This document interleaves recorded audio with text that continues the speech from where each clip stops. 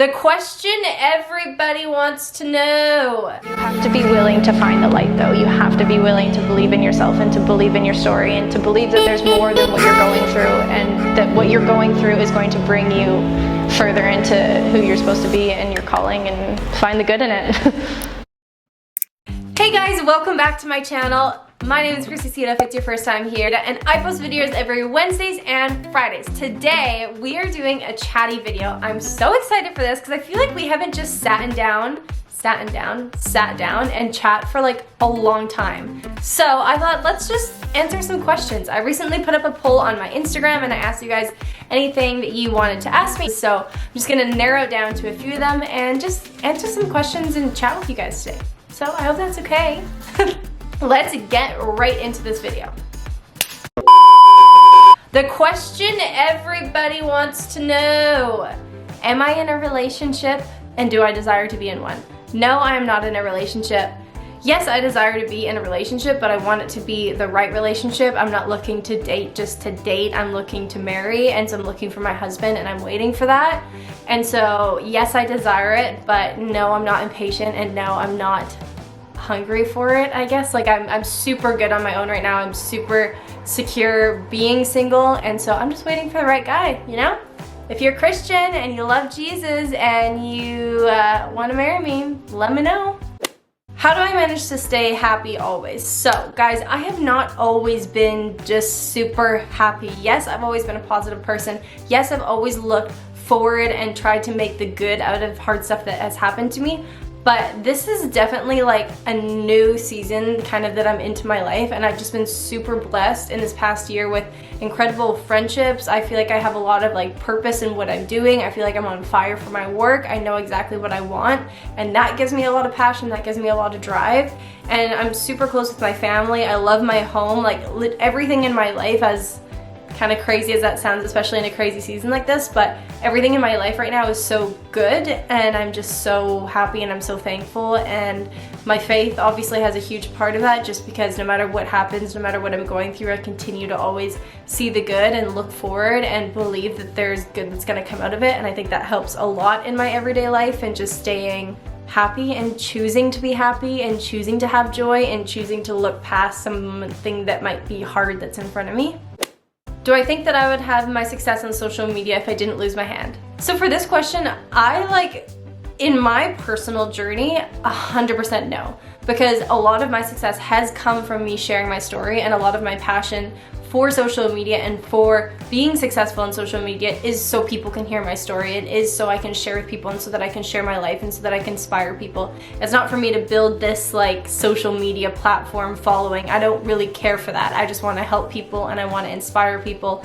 And so for me, I'm not ashamed of saying no, I probably wouldn't. Or if I did, it would just not be centered around what it's centered around. And I would not be the person, or probably as like humble and normal as I am, if I wasn't doing it for this reason and doing it for this passion. So no, I don't think that I would have the social media success without losing my hand. It has been a blessing in so many ways that I get to inspire and share with you guys.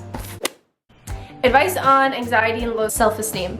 This is like, I feel like everyone sounds so cliche when they give advice about it, but truly, like, it just comes down to, you just can't compare yourself to somebody else. You can't compare yourself to other people. You have to find the beautiful and the unique things about you that make you you that nobody else has, because that is what's going to build your confidence. That's how I can stay confident. I have a limitation, and I have something that I'm self-conscious about, and I have to see the good in it. I have to see that my personality outshines that. I have to see that my character outshines that. It's my heart and my soul and who I am as a person should attract somebody to me. And so that's where my confidence comes from, as well as obviously, like, and I know all of you guys don't believe in God. I know a lot of you guys aren't Christians, but for me, I truly believe that like I am loved, and that I'm worthy, and that I'm beautiful, and that that's who God has called me to be. That's who God's made me to be, which is the same for every single one of you guys. No matter what you believe, you are beautiful, you are worthy, you are created exactly the way that you are for a reason, and the way that you are. You're not supposed to be like anybody else. Like, we're never gonna reach our potential trying to be like other people. So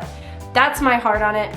is you just have to fall in love with the things that make you you. You can't compare those things to anybody else. You can't compare yourself to anybody else. This is about you and the beautiful things that only are yours, that nobody else has, that nobody else can do, that nobody else can be, because that's who you are.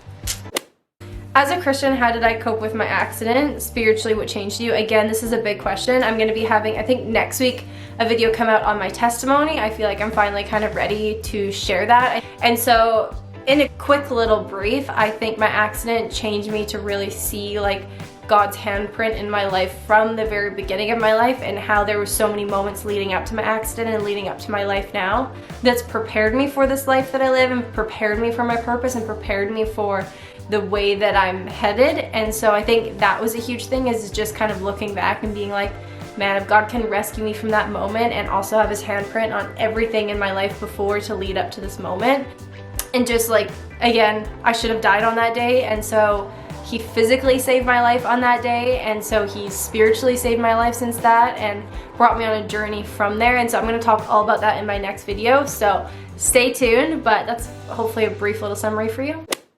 How has my life changed since my accident? Oh my gosh, guys, my entire life has changed. Not only like my body and what I can do and what I can't do, but like everything about your life changes, because there are certain jobs that I'm not necessarily qualified for anymore. There's certain things that I'm not qualified for anymore. My view on life changes, my view on family changes, my view on purpose changes, and why I'm even here and what I'm doing. I think the biggest thing is, even for example, before my accident, I trained my whole life to be a professional dancer, and that's the route that I went even after my accident, until I realized that I had a bigger purpose than just dance, and that purpose was to share and was to reach people, inspire people, and make my mark and speak where I can. And so I think that's a huge passion change, where dance will always be a part of my life, but I know that my purpose is actually bigger than dance, and I don't think I would have ever had that realization if it wasn't for my accident. And so I think just ambition changes and my purpose changes, because it's not about me anymore. It's not about getting my name out there. It's not about me. I want to be so successful. It's how can I help people? How can I reach people? How can I inspire people? What can I do with my story, and what can I do with what I've been through to help other people? And that's really like my whole root of why I'm on social media, what I want to do, what I want to talk about, why I'm here. And yeah. What is my favorite thing to do in my free time? This is such a fun question, because I feel like a lot of you guys don't ask me normal questions about my everyday life. But something I love to do in my free time is I love beaches. Like, I could spend a million hours at beaches, sandy, rocky, whatever it is. I just love the ocean. I love to read a lot.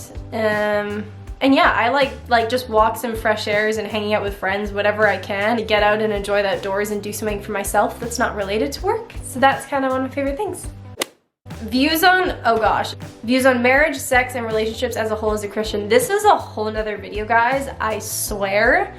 So I'm not gonna go really far into it, but I do believe in just dating for marriage. I don't believe in just dating randomly. I haven't always been that way. I've definitely had my fair share of boyfriends. And in terms of like the sex and stuff within relationships, I just think there's boundaries for a reason. I think that it causes a lot of harm when we don't stay within them, and that's from me speaking personally. And so I think that there's reasons that there's certain lines that you shouldn't cross, or certain things that you shouldn't do before a certain time.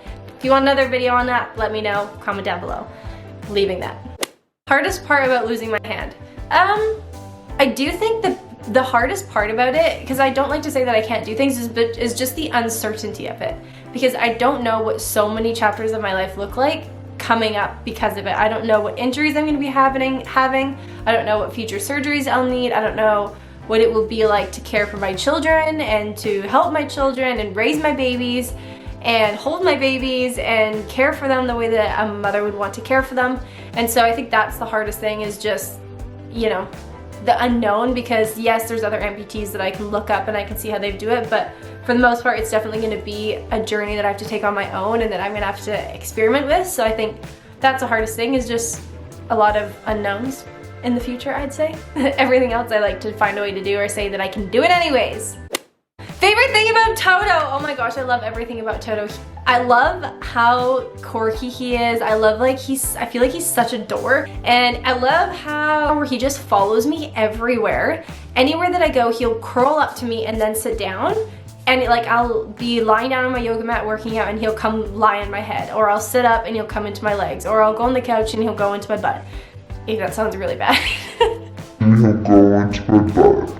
But he'll climb into like the side of me. And so I just love like how big he loves. I love his personality, how he loves all people. He loves all dogs. He's like, guys, he is the best dog in the entire world, and that's all I'm gonna say about him. Did I get bullied for YouTube? This is a funny question because I wouldn't say I got bullied, but I know and I knew that there was people that would talk about it.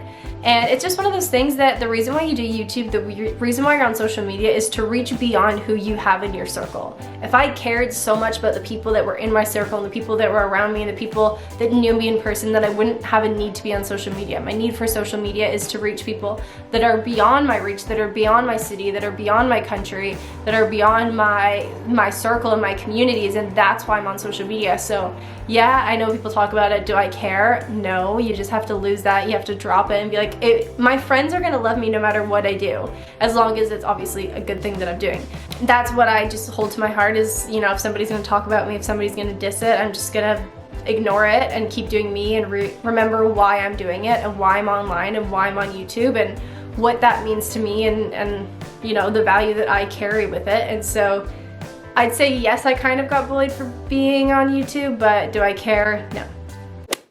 Do I get phantom feelings? Last question. Yes, I do, a little bit. I used to have them a lot more intense. I'm just gonna link a video here because I did a full video on it, and so I talk all about what the sensations feel like and what that felt like for me when I had the worst. And so to this day, I don't get a lot of phantom feelings, although I do have a phantom hand. You can see that's me moving my fingers. So I do have that, but it doesn't necessarily have phantom pains linked to it at this point, and it's just kind of there. I just kind of can move my fingers if I want to move my fingers, but other than that, that's kind of that. So, thank you guys so much for watching this video. I hope that you enjoyed it. If you want to ask me more questions, make sure you guys follow me on Twitter and Instagram, and I'm going to be asking on those platforms whenever I do these videos. So go follow me there, and I hope to see you guys in my next video. Again, let me know what else you want to see. I want to keep creating as much content as I can for you guys, and I hope you're doing well, and I love you along, and see you in my next video.